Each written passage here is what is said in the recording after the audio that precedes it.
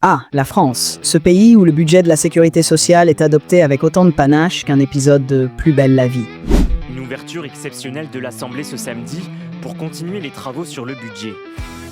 Après 7 mois de débats aussi passionnants qu'une rediffusion nocturne de l'Assemblée nationale, le Parlement a enfin accouché du projet de loi de financement de la sécurité sociale pour 2025.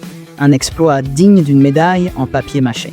Rappelons que tout a commencé en août 2024, lorsque le gouvernement, déjà en pleine démission, a décidé de jouer à cache-cache avec le budget. La gauche, toujours prompte à dégainer son épée de la transparence, a crié au scandale face à un budget qu'elle qualifiait d'austéritaire. Marine Tondelier, la porte-parole des écolos, s'est même inquiétée de voir 2 milliards d'euros s'évaporer des hôpitaux en 2025. Peut-être pour financer des cours de yoga pour les députés stressés. Puis vint Michel Barnier, le nouveau Premier ministre, brandissant fièrement son plan d'économie de 60 milliards d'euros. Un plan aussi populaire qu'une chanson de l'Eurovision. Malheureusement, sa stratégie de séduction auprès de l'extrême droite a fait flop et son gouvernement est tombé plus vite qu'un soufflé mal cuit. Le budget, lui, est resté en suspens, flottant dans les limbes parlementaires. Heureusement, François Bayrou est arrivé tel un chevalier centriste sur son destrier blanc.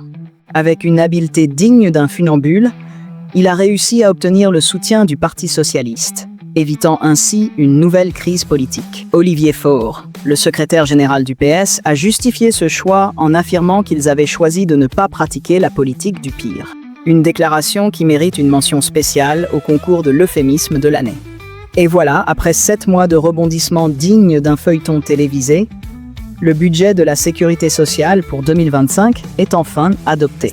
Un budget qui prévoit un déficit de plus de 22 milliards d'euros, soit 6 milliards de plus que prévu initialement.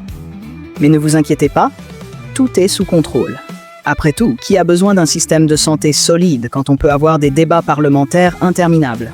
En fin de compte, on se demande si tout cela n'est pas une gigantesque pièce de théâtre absurde, où les acteurs politiques jouent leur rôle avec un sérieux déconcertant, tandis que le public, nous restons spectateurs impuissants de cette comédie tragicomique.